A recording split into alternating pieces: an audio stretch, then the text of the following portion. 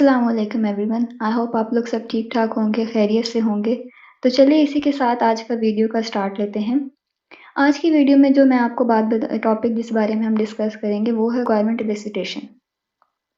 ठीक है, requirement elicitation क्या होती है और उसकी क्या डिफरेंट टेक्निक्स हैं, उसको किस तरह से अप्लाई कर सकते हैं, किस तरह से आप रिक्वायरमेंट को एलिसिटेट कर सकते हैं, इन सब चीज़ों को हम आज की वीडियो में देखेंगे।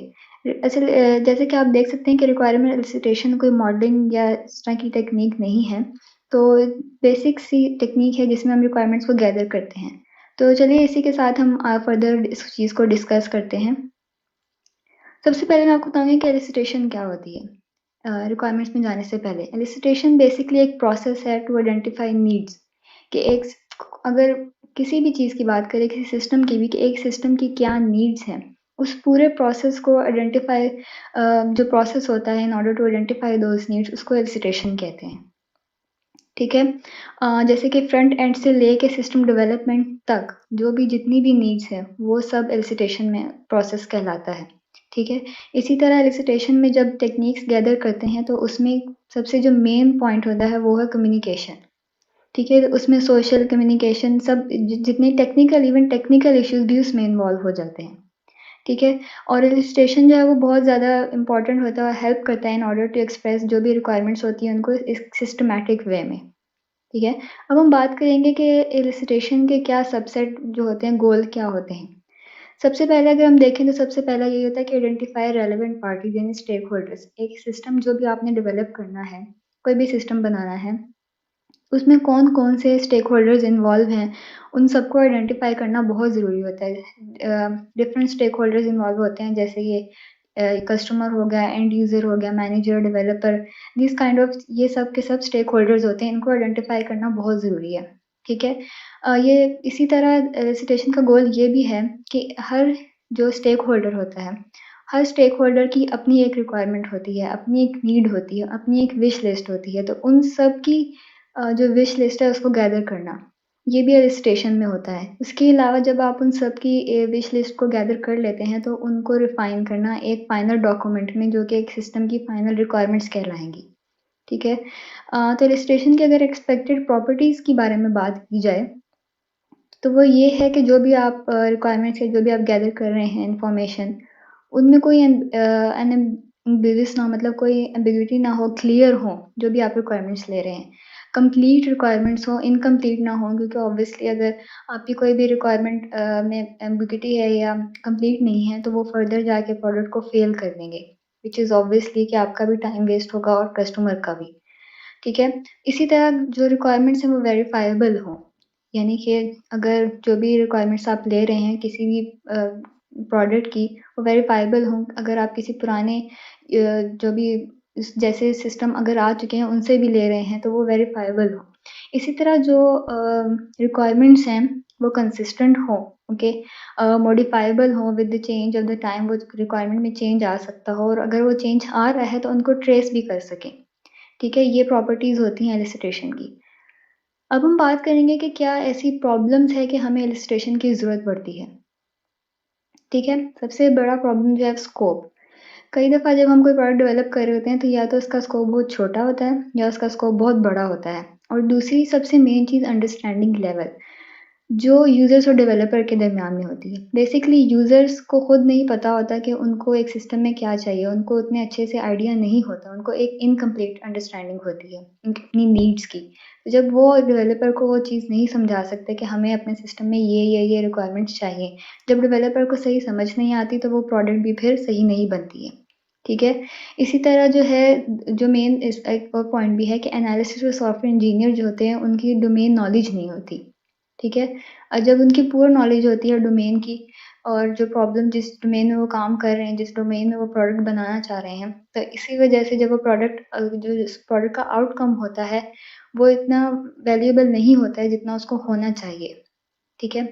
ये इसी के अलावा अगर हम और प्रॉब्लम्स को डिस्कस करें, जैसे मैंने ऊपर कम्युनिकेशन का ज़िक्र किया था कि पुअर कम्युनिकेशन की वजह से ही 56% ऑफ एरर्स आते हैं बिटवीन यूज़र एंड एनालिसिस। ठीक है? और मैंने जैसे कहा प्रोडक्ट फेल हो जाती है किस तरह से, कि 56% ऑफ एरर्स की वजह से 82% ऑफ द कॉस्ट जो होती है अवेलेबल स्टाफ टाइम की, वो उनको मतलब उनको नुकसान होता है।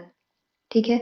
तो ये चीज़ें बहुत ज़रूरी हैं। इसी के अलावा अगर 3 मेन इश्यूज़ की बात की जाए कि स्टेक होल्डर्स के बारे में कि पी जो स्टेक होल्डर इन्वॉल्व होते हैं वो हर कोई डिफरेंट बैकग्राउंड से आता है, ठीक है? हर किसी का अपना बैकग्राउंड होता है, हर किसी की अपना पॉइंट ऑफ व्यू होता है, तो इसी वजह से कम्युनिकेशन गैप आ जाता है, ठीक है? लैंग्वेज या तो बहुत फॉर्मल यूज़ कर लेते हैं या बहुत इनफॉर्मल यूज़ कर लेते हैं, जिसकी वजह से कम्युनिकेशन गैप आता है और रिक्वायरमेंट सही तरह से समझ नहीं सकते हैं। इसी तरह जो लार्ज अमाउंट ऑफ इन्फॉर्मेशन है, वो स्ट्रक्चर्ड नहीं होती है। जो कम्युनिकेशन होता है वो स्ट्रक्चर्ड नहीं होता, अनस्ट्रक्चर्ड होता है, जिसकी वजह से रिक्वायरमेंट्स जो आती हैं वो बिल्कुल सही नहीं होती, उनका कोई सर-पैर नहीं होता, वो मतलब कोई उनका वो मैनेज नहीं हो पाती सही से, ठीक है? ये तो थी अब प्रॉब्लम्स। अब इनको एलिसिटेशन रिक्वायरमेंट्स में मतलब एलिसिटेट कैसे करके हैंडल किया जा सकता है, उसके लिए डिफरेंट टेक्नीक्स हैं, ठीक है? वन बाय वन हाँ, मैं आपको बताऊँगी। जैसे कि brainstorming, stakeholder analysis, document analysis, interface, ये सब जो टेक्नीक्स हैं, तो चलिए इनको वन बाय वन अब डिस्कस करते हैं। सबसे पहली है ब्रेनस्टॉर्मिंग। आपको वर्ड से ही शायद थोड़ा अंदाज़ा हो जाए कि brainstorming means related to brain, मतलब किस तरह से कि डिस्कशन। बेसिक होता क्या है ब्रेनस्टॉर्मिंग में कि जितने भी स्टेक होल्डर्स इन्वॉल्व होते हैं एक प्रोडक्ट में, उन सबको एक जगह इकट्ठा किया जाता है, मीटिंग काइंड ऑफ हेल्ड की जाती है और हर किसी का अपना-अपना पॉइंट ऑफ व्यू सुना जाता है in order to get their point of view कि वो क्या चाहते हैं सिस्टम में और इन द एंड उन सब जो भी आइडियाज़ आते हैं, उन सबको फाइनलाइज़ करना कि सिस्टम की रिक्वायरमेंट्स निकालने के लिए, ठीक है? यानी बेसिकली जो भी एक प्रॉब्लम जो है उसकी क्या-क्या प्रॉब्लम आ सकती हैं और क्या-क्या प्रॉब्लम्स हैं और उनके डिफरेंट सॉल्यूशन जो हैं वो डिस्कस करते हैं। एक ब्रॉडर वे में हर किसी का पॉइंट ऑफ व्यू सुना जाता है। ब्रेनस्टॉर्मिंग के कुछ बेसिक्स रूल्स हैं, जिनमें से एक ये है कि जो भी आप सेशन कर रहे हैं ब्रेनस्टॉर्मिंग का, उसका एक क्लियर गोल हो, ठीक है? आप मतलब फॉर एग्ज़ाम्पल ये गोल भी हो सकता है कि आपने सिर्फ़ प्रॉब्लम को डिस्कस करना है। ये गोल भी हो सकता है कि आपने सॉल्यूशन को डिस्कस करना है, आपने आइडिया को डिस्कस करना है। तो वो जो गोल है वो ऑब्जेक्टिव जो है ब्रेनस्टॉर्मिंग सेशन का वो क्लियर हो, ठीक है? उसके अलावा जनरेट एज़ मैं एन आइडियाज़ एज़ पॉसिबल, ठीक है? जितने आइडियाज़ आप जनरेट कर सकते हैं उससे वो ज़्यादा अच्छा होगा, क्योंकि जितने आइडियाज़ आपके पास होंगे उतनी आपकी रिक्वायरमेंट्स रिफाइन होंगी, ठीक है? उसके अलावा अपनी जो इमेजिनेशन है उसको फुल यूज़ करें, उसका फुल यूसेज करें ताकि आप जितना चीज़ों को एक्सप्लोर कर सकते हैं, जितनी आप रिक्वायरमेंट्स को एक्सप्लोर कर सकते हैं उतना आप उसको करें। उसके अलावा सबसे मेन पॉइंट जो है ब्रेनस्टॉर्मिंग में कि क्रिटिसिज्म बिल्कुल अलाउ ना करें, ना ही डिबेट। क्योंकि अगर वाइल रिक्वायरमेंट्स गैदरिंग अगर एक कस्टमर कह रहा है कि मुझे ये चाहिए, दूसरा कह रहा है कि मुझे ये वाली रिक्वायरमेंट चाहिए और उनके बीच में अगर लड़ाई हो जाए तो ऑब्वियसली आपका ब्रेनस्टॉर्मिंग सेशन का कोई फ़ायदा नहीं है। क्योंकि इन द एंड आपने सबको एक पेज पे लाना है, इसी वजह से नो क्रिटिसिज्म अलाउड, ठीक है? तो लास्ट पॉइंट ये है कि जब एक दफ़ा इन्फॉर्मेशन सारी आ गई है, सबके पॉइंट ऑफ व्यूज़ आ गए हैं, तो उनको रीशेप किया जाए और उन सब आइडियाज़ को कंबाइन करके आप एक फाइनल रिक्वायरमेंट्स एक सिस्टम की निकाल लें, ठीक है? अब अगर हम ब्रेनस्टॉर्मिंग सेशन की बेनिफिट्स के बारे में बात किया जाए, तो ऑब्वियसली सबसे मेन एडवांटेज इसका यही है कि आपके पास बहुत सारे आइडियाज़ आ जाते हैं। और वो जो दूसरा इसका फ़ायदा ये है कि आइडियाज़ जो आपके पास आ तो जाते हैं, लेकिन बहुत कम टाइम में, क्योंकि आप सब स्टेक होल्डर्स को एक जगह इकट्ठा कर लेते हैं और उससे आपको शॉर्ट टाइम स्पैन में ही बहुत सारे आइडियाज़ मिल जाते हैं। लेकिन इसका रिस्क भी है, क्योंकि जैसे मैंने ऊपर उसकी बात की क्रिटिसिज़्म या डिबेट की, अगर वो चीज़ हो जाती है, तो उसकी वजह से आपका पूरा सेशन बर्बाद हो जाएगा, मतलब बैड सेशन जाएगा, ठीक है? समटाइम्स क्या होता है कि जो स्टेक होल्डर्स इन्वॉल्व होते हैं, उसमें हायरार्की होती है, मतलब सीनियर और जूनियर्स की। तो जूनियर्स जो होते हैं, वो डर रहे होते हैं अपना पॉइंट ऑफ व्यू रखने से कि हमने कुछ बोल दिया, तो मेबी सीनियर्स को बुरा लग जाए, समथिंग लाइक दैट। तो इस वजह से कई दफ़ा वो लोग अपने पॉइंट ऑफ व्यू नहीं दे पाते हैं। वो डर रहे होते हैं कि हमें क्रिटिसाइज़ किया जाएगा मेबी। तो ये भी एक प्रॉब्लम होता है कि खुल के समटाइम्स आइडिया नहीं आ सकते, ठीक है? उसके अलावा ये है कि इसके लिए जो टेक्नीक्स यूज़ की जाती हैं, वो अक्सर ट्रेडिशनल यानी पुरानी टेक्नीक्स यूज़ की जाती हैं, जो कि मैंने ऊपर डिस्कस किया कि उन उन रूल्स को फ़ॉलो नहीं किया जाता है, जो कि करना चाहिए। तो ये भी इसका एक प्रॉब्लम है। अब हम बात करते हैं स्टेक होल्डर एनालिसिस का। जैसे आपको आइडिया हो रहा है स्टेक होल्डर, यानी जो भी स्टेक होल्डर एक प्रोडक्ट में इन्वॉल्व हैं, जितने भी हैं, उन सबको आइडेंटिफ़ाई करना कि कौन-कौन से स्टेक होल्डर इस सिस्टम में इन्वॉल्व हुए हैं और उन सब एक-एक उनका क्या इम्पैक्ट पड़ेगा सिस्टम में, वो सब इंश्योर करना, ठीक है? और उन सब की जो-जो भी नीड्स हैं, जो-जो भी उनके पॉइंट ऑफ व्यू रिक्वायरमेंट्स हैं, उन सबको लेना, उन सबको गैदर करना। बेनिफिट इसका यही है कि जो भी रेलेवेंट स्टेक होल्डर इन्वॉल्व होते हैं एक सिस्टम में, उन सबके पॉइंट ऑफ व्यू को कंसिडर किया जाता है, ठीक है? और ड्रॉबैक इसका सबसे बड़ा यही है कि जब आप सब स्टेक होल्डर्स को देखते हैं कि कौन-कौन इन्वॉल्व है, तो उसमें अक्सर टाइम वेस्ट हो जाता है, बहुत ज़्यादा टाइम आपका लग जाता है, ठीक है? आपको देखना पड़ता है कि कौन से रोल्स हैं, उनका रिलेशनशिप्स क्या है, तो इस वजह से ना टीम जो आप गैदर करी थी उसका बहुत ज़्यादा टाइम इस पे स्पेंड हो जाता है। अब हम बात करेंगे डॉक्यूमेंट एनालिसिस की। जैसे आपको वर्ड से आइडिया होगा डॉक्यूमेंट। डॉक्यूमेंट एनालिसिस एक बहुत इंपॉर्टेंट गैदरिंग टेक्निक है। वो किस तरह से कि जब भी कोई प्रोडक्ट डेवलप होती है एग्जिस्टिंग प्रोडक्ट तो एग्जिस्टिंग प्रोडक्ट में ये होता है कि जैसे आपने फॉर एग्जांपल अगर आप अपनी प्रोडक्ट भी बना रहे हैं तो उसकी सारी रिक्वायरमेंट सब चीज़ों को आप एक डॉक्यूमेंट में फाइनलाइज करेंगे। इसी तरह जो एग्जिस्टिंग प्रोडक्ट्स होती हैं उनके भी डॉक्यूमेंट्स अवेलेबल होते हैं, ठीक है? तो उन डॉक्यूमेंट्स को रीड करना, उनसे रिक्वायरमेंट्स गैदर करना ये एक बहुत इम्पॉर्टेंट गैदरिंग टेक्निक है कि आप उससे एग्जिस्टिंग सिस्टम के डॉक्यूमेंट्स को एनालाइज़ करके उनका डाटा लेके उनसे आप इलस्ट्रेट करें अपने सिस्टम की नीड जो इसी तरह जो उन्होंने नहीं किया इससे आपकी गैप एनालिसिस भी साथ में हो जाती है। बेनिफिट इसका यही है, जैसे मैंने बात की थी कि कंप्लीटनेस की, तो जो रिक्वायरमेंट्स होती हैं उनको वैलिडेट करते हैं कि ये कंप्लीट रिक्वायरमेंट है, ठीक है? उसके अलावा जो है अगर जैसे मैंने बात की कि एग्जिस्टिंग डॉक्यूमेंट से आप पढ़ रहे हैं, तो बहुत सी इन्फॉर्मेशन ऐसी होती है जो सिस्टम यूज़ करके नहीं मिलती लेकिन आपको डॉक्यूमेंट से ज़्यादा मिल जाती है।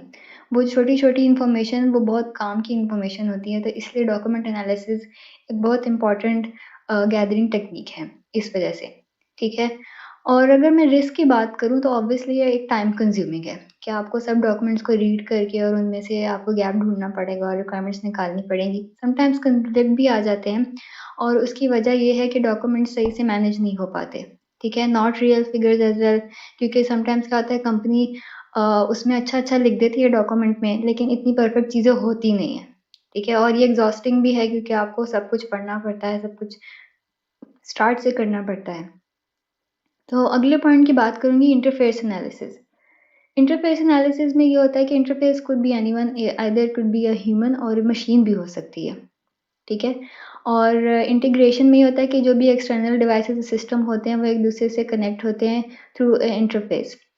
तो जो यूज़र सेंट्रिक डिज़ाइन होता है ना, वो इंटरफेस एनालिसिस से आपका कवर हो जाता है कि आप देखते हैं कि एक यूज़र को इंटरफेस के अंदर क्या कुछ चाहिए। तो इससे क्या होता है कि आपका जो सिस्टम का फ्रंट एंड है ना, वो इससे आपका काफ़ी बेहतर हो जाता है स्टार्ट में रिक्वायरमेंट्स इस तरह इंटरफेस एनालिसिस टेक्निक के थ्रू। अब हम बात करेंगे फैसिलिटेटेड सेशंस। फैसिलिटेटेड सेशन भी ब्रेनस्टॉर्मिंग सेशन ही है, लेकिन इसमें ये होता है कि ग्रुप ऑफ पीपल को मतलब एक प्लेटफ़ॉर्म पे ले आते हैं, सेम प्लेटफ़ॉर्म पे। मतलब अगर एक एज ग्रुप है 15 टू 20 एक एज ग्रुप है, उनके इंटरेस्ट सब सेम है, 25 टू 25 के इंटरेस्ट वगैरह सेम है, तो उन 5 एज ग्रुप का अलग बना देंगे और उन 5 एज ग्रुप का जो है अलग ग्रुप बना देंगे और उनसे फिर क्वेश्चनिंग आंसर करके और ब्रेनस्टॉर्मिंग सेशन हल करके उनकी रिक्वायरमेंट्स पूछ के और इन दी एंड एक डॉक्यूमेंट रिक्वायरमेंट बना लेंगे, ठीक है? इसका फ़ायदा ये है कि टाइम कम लगता है, वो किस तरह कि आप एक ही जगह आप सेम इंटरेस्ट वाले लोगों से आप डिस्कशन कर रहे होते हैं, ठीक है? और ये ब्रेनस्टॉर्मिंग सेशन है तो ऑब्वियसली आप ये वर्चुअली भी कर सकते हैं या आप फेस टू फेस भी कर सकते हैं। रिस्क इसका ये है कि मोर एक्सपेंसिव है क्योंकि आपको अलग-अलग ग्रुप्स बना के सेशन रखने पड़ते हैं, इंस्टेड ऑफ कि आप सबको एक जगह ही बुला लें और फैसिलिटीज़ जो होती हैं वो आपको एक्स्ट्रा फैसिलिटीज़ चाहिए होती हैं लाइक सबको हैंड आउट अगर एक एज ग्रुप है तो उसको आपके लिए हैंड आउट्स अलग बनाने पड़ेंगे, दूसरा एज ग्रुप है उसके लिए आपको हैंड आउट्स और रीडिंग जो भी मीटिंग का एजेंडा है वो डिफरेंट होगा। तो ये इस वजह से ये थोड़ा-सा एक्सपेंसिव टेक्निक है। अब मैं आपको सबसे इम्पोर्टेंट एक और जो टेक्निक है वो है प्रोटोटाइपिंग। प्रोटोटाइपिंग जो है बेसिकली एक रिलेटिवली मॉडर्न टेक्निक है टू गैदर रिक्वायरमेंट्स। पहले ये चीज़ इतनी नहीं थी। इसमें क्या होता है कि आप रिक्वायरमेंट्स गैदर करते हैं एक इनिशियल वर्ज़न एक अपने सिस्टम का या सॉल्यूशन का बिल्ड करके, जिसको आप प्रोटोटाइप कहते हैं, ठीक है? Prototype could be in any form prototype आप पेज प्रोटोटाइप पे भी बना सकते हैं। आप आजकल तो एप्लीकेशंस अवेलेबल हैं जिस पे आप प्रोटोटाइप भी बना सकते हैं और उसमें प्रोटोटाइप में बेसिक फंक्शनैलिटी होती है जो फ्रंट एंड दिखा रहा होता है एक सिस्टम का, कि एक सिस्टम की बेसिक फंक्शनैलिटी क्या होंगी, ठीक है? उसपे बैकएंड इन्वॉल्व नहीं होता, लेकिन उसपे सिर्फ़ फ्रंट एंड इन्वॉल्व होता है और वो आप अपने क्लाइंट को देते हैं कि आप यूज़ करें, ठीक है? और क्लाइंट फिर अब उसको आपको फीडबैक देता है कि इसमें ये चीज़ नहीं सही थी, ये थी या जो भी है आप उसको देखते हैं। इसी तरह ये साइकिल चलता रहता है टिल द एंड जब तक आपकी जो एंड प्रोडक्ट नहीं आ जाती, ठीक है? ये रेपिटेटिव प्रोसेस है। तो अगर इसकी बात की जाए ऑब्वियसली ये बेनिफिट इसका यही है सबसे पहला तो कि ये डिज़ाइन रिस्क आपका कम हो जाता है क्योंकि आप प्रोटोटाइप से अपना जो डिज़ाइन है उसको काफ़ी हद तक बेहतर कर लेते हैं क्लाइंट के थ्रू और फीडबैक के थ्रू। ये मोर प्रैक्टिकल है, जैसे कि मैंने कहा कि इसमें एक प्रोडक्ट सिस्टम का इनिशियल वर्ज़न बन जाता है जो यूज़र यूज़ कर सकता है, ठीक है? इसी तरह इसके लिए मॉकअप्स यूज़ होते हैं, एनिमेशन टूल्स भी यूज़ हो सकते हैं और एक मैंने कहा ना कि बेसिक अंडरस्टैंडिंग ऑफ फंक्शनैलिटी होती है, लेकिन इसका रिस्क सबसे बड़ा यही है कि टाइम, ये टाइम कंज्यूमिंग है क्योंकि आपको प्रोटोटाइप बिल्ड करने पड़ेंगे, ठीक है? कॉस्ट भी इसमें लगती है ऑब्वियसली, कॉस्टली भी होते हैं, ज़रूरी नहीं कि ज़्यादा लगे लेकिन ऑब्वियसली अगर एक प्रोसेस रिपीटेडली है कि रिपीट हो रहा है बार-बार तो उसमें कॉस्ट भी लगेगी और आपका टाइम भी लगेगा, ठीक है? अब नेक्स्ट की बात करते हैं जो कि है इंटरव्यूज़। अगर इंटरव्यूज़ के बारे में बात की जाए तो ये बेसिक इंटरव्यू है जिसमें आप जो भी स्टेक होल्डर्स इन्वॉल्व होते हैं उनके साथ आप इंटरव्यू करते हैं, उनसे आप क्वेश्चंस पूछते हैं in order to get the requirements कि उनकी नीड्स, उनकी प्रॉब्लम का सॉल्यूशन, उनकी जो नीड्स एंड रिक्वायरमेंट्स हैं उनको गैदर करने के लिए। ठीक है? जो भी स्टेक होल्डर्स इन्वॉल्व होते हैं कि उनकी अंडरस्टैंडिंग क्या है एक रिक्वायरमेंट को लेके।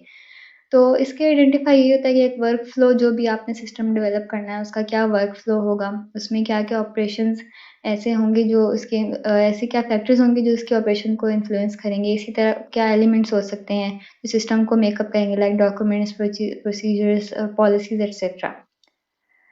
अब इंटरव्यू भी डिफरेंट टाइप के होते हैं, 2 टाइप के होते हैं बेसिकली, क्लोज़ इंटरव्यूज़ और ओपन इंटरव्यूज़। अगर मैं क्लोज़ इंटरव्यूज़ की बात करूँ तो क्लोज़ इंटरव्यू में यही होता है कि उसमें क्लोज़ क्वेश्चन होते हैं like yes, no, short questions होते हैं बेसिकली डायरेक्ट गोल डायरेक्टेड होते हैं ये, ठीक है? Pre defined set of questions होते हैं इसमें लाइक इन अगर मैं ओपन इंटरव्यूज़ की बात करूँ, तो unlike close interviews, open interviews में जो क्वेश्चंस होते हैं, वो थोड़े ओपन टाइप क्वेश्चंस होते हैं मतलब उसमें यूज़र से आप डिटेल ले लेते हैं, मतलब ये डिटेल ओरिएंटेड क्वेश्चंस आप बेसिकली कह सकते हैं, इसमें कोई प्री डिफाइंड एजेंडा नहीं होता। इसमें बेसिकली आप ये पूछते हैं कि स्टेक होल्डर्स क्या चाहता है सिस्टम से, ठीक है? और मतलब इस तरह की चीज़ें आप डिस्कस करते हैं। अगर इंटरव्यू के स्टेप्स के बारे में बात की जाए तो ऑब्वियसली सबसे पहला है कि इंटरव्यू के लिए प्रिपेयर करना, ठीक है? प्लानिंग करना, क्या-क्या क्वेश्चंस पूछने हैं, कब पूछने हैं, ओपनिंग एंड क्लोजिंग यानी ओपनिंग किस तरह से करनी है। ओके, आपने यूज़र को सबसे पहले बताना है कि इंटरव्यू का ये मकसद है और फिर क्लोजिंग के एंड पे थैंक यू करना कि thank you for your time and everything. फिर उसको कंडक्ट करना। इसी तरह फ़ॉलोइंग अप कि जब आपने इंटरव्यू कर लिया है, तो उसके बाद जो आपके पास डाटा आया है, जो आंसर्स आए हैं, उनको देखना कि सबके पॉइंट ऑफ व्यू क्या है और फिर उसके बाद उनको एक फाइनल डॉक्यूमेंट में प्रोड्यूस करना रिक्वायरमेंट्स के।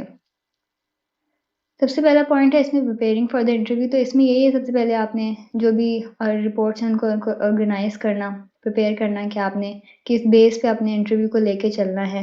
तो उसके लिए आप ऑब्वियसली प्रीवियस जो रिपोर्ट्स हैं वो देखेंगे कि एनुअल रिपोर्ट्स क्या हैं क्लाइंट्स की जिससे भी आप डिस्कशन कर रहे हैं। उनके बारे में थोड़ी रिसर्च करेंगे कि उनके डिपार्टमेंट्स का गोल क्या है, लॉन्ग रेंज प्लानिंग गोल्स देखेंगे, उनके जो एग्ज़िस्टिंग प्रोसीजर हैं वो क्या हैं। इसी तरह उनकी जो कोई भी सिस्टम है उसकी डॉक्यूमेंटेशन को और जिससे आप इंटरव्यू कर रहे हैं उनकी लैंग्वेज को अंडरस्टैंड करना। अब हम बात करेंगे क्वेश्चनेयर्स की। क्वेश्चनेयर्स में बेसिकली होता क्या है कि आप एक क्वेश्चनेयर बना लें जिसमें डिफरेंट क्वेश्चंस होते हैं और आप वो हैंड आउट कर देते हैं और जो जो भी स्टेक होल्डर्स होते हैं वो उसके आंसर दे देते हैं, ठीक है? और फिर उन आंसर्स की बेस पे आप वो इन्फॉर्मेशन कलेक्ट करते हैं और उस इन्फॉर्मेशन की बेस पे आप अपनी रिक्वायरमेंट्स को फाइनलाइज़ करते हैं, ठीक है? इसमें जो सबसे बड़ी वैलिडिटी की 2 चीज़ें हैं कि क्वेश्चनेयर्स में, एक सैंपल साइज़, ये नहीं कि आप सिर्फ़ 2 बंदों से क्वेश्चनेयर फिल करवा के आप कह रहे हैं कि हमारी सिस्टम की रिक्वायरमेंट्स फुलफिल हो गई हैं। नहीं, सैंपल साइज़ बहुत मैटर करता है इस चीज़ में। इसी तरह के ऑडियंस के आप रेलेवेंट स्टेक होल्डर से ही क्वेश्चनेयर फिल करवा रहे हैं ना, ये ना हो कि जो रेलेवेंट नहीं है आप उनसे करवा रहे हो।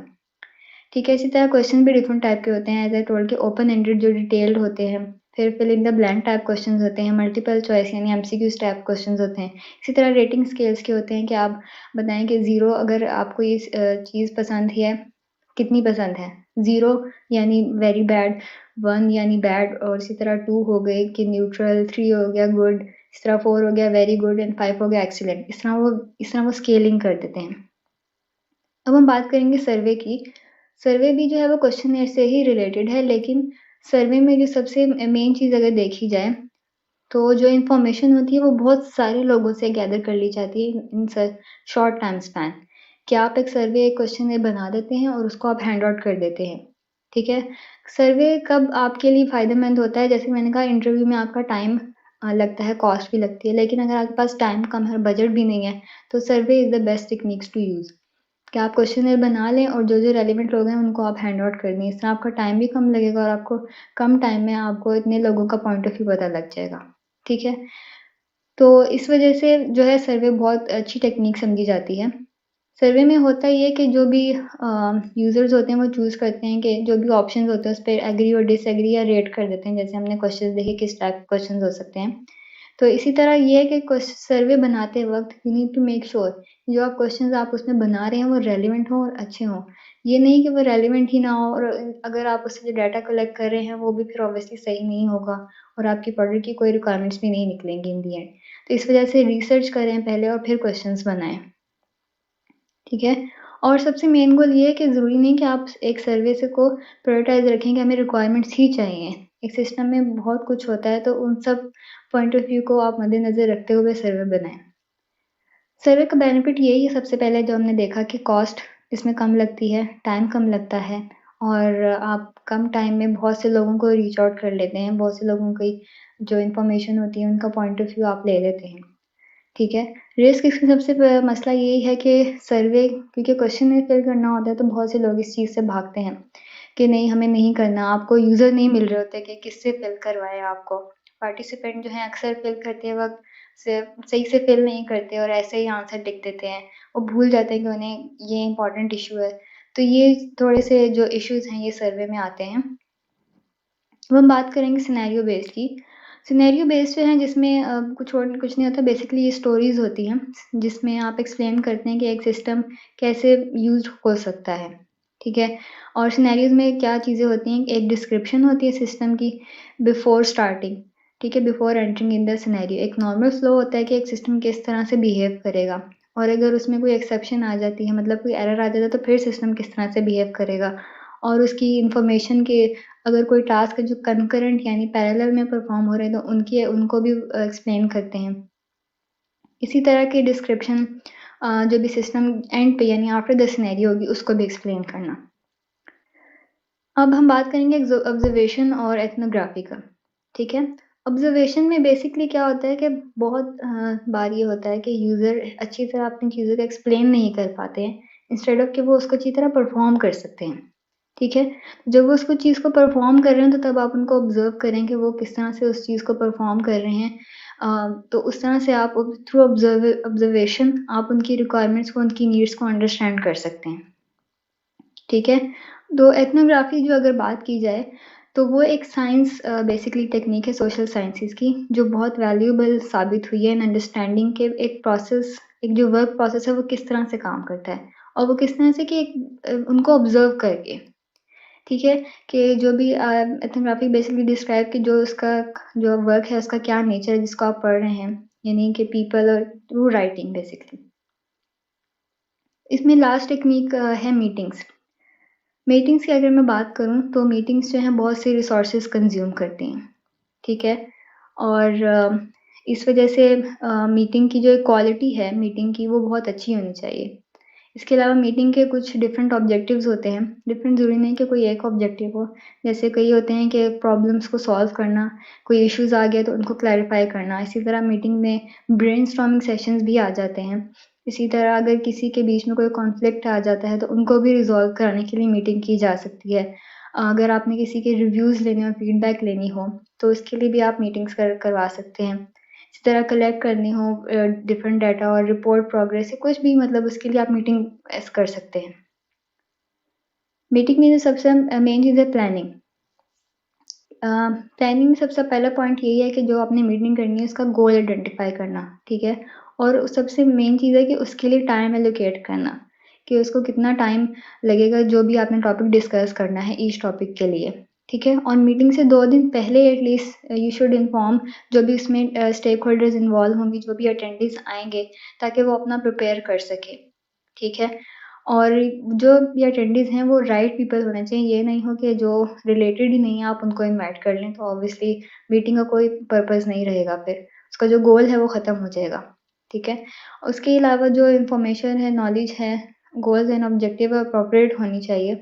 उसके अलावा जो नीड अगर मैं बात करूँ कि क्या हो रहा है, क्या नहीं हो रहा है, किसी भी डिसीज़न जो भी आप कम्युनिकेशन कर रहे हैं, किसी की पॉइंट ऑफ व्यू पे ले रहे हैं, तो उसको अंडरस्टैंड करना सबसे बड़ी बात है। उसके अलावा अगर बात की जाए मीटिंग्स की तो लोकेशन बहुत मैटर करती है। फॉर एग्ज़ाम्पल अगर आपने कोई मीटिंग में आपको ऑडियो और वीडियो चाहिए, तो ऑब्वियसली आप मीटिंग ऐसी जगह करेंगे जहाँ आपके लिए ऑडियो विजुअल एड अवेलेबल हो, ठीक है? रूम का साइज़ सही हो, लाइटनिंग मैटर करती है, नॉइज़ बेसिकली अगर अगर आप मीटिंग कर रहे हैं और इर्द-गिर्द बहुत शोर है तो आप मीटिंग सही से नहीं कर सकेंगे।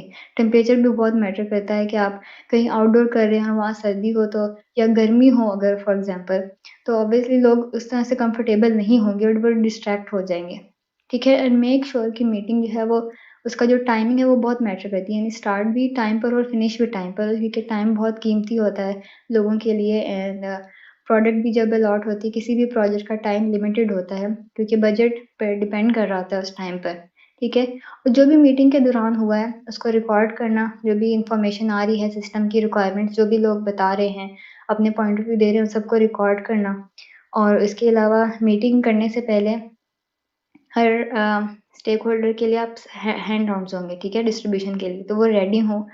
ये ना हो कि एंड टाइम पे आप हैंड आउट्स को प्रिंट करवा रहे हो, तो नहीं। That would be obviously a bad impression. उसके अलावा जो भी आपने एजेंडा है, उसका गोल है, मीटिंग का ऑब्जेक्टिव है, उसको रिव्यू करें और कोई भी इंस्ट्रप्शन हो या डिफ्लेक्शन हो, उसको डिस्करेज करें। मतलब जैसे मैंने कहा कोई भी कॉन्फ्लिक्ट हो बीच में या अगर कोई झगड़े होते हैं, तो उनको आप डिस्करेज करें कि वो नहीं होना चाहिए। और जो भी उसका एजेंडा है मीटिंग का बेसिकली उसको क्लोज़ली फ़ॉलो करें। एजेंडा से डिस्ट्रैक्ट नहीं होना है बिल्कुल, ठीक है? तो ये तो था आज का topic about requirement engineering. I hope आप लोगों को समझ आई हो। तो अगर आपको आज की वीडियो अच्छी लगी है, तो इसको शेयर करें, लाइक करें और चैनल को सब्सक्राइब करना मत भूलिएगा। मिलते हैं अगली वीडियो में, तब तक अपना ख़्याल रखिएगा। अल्लाह हाफ़िज़।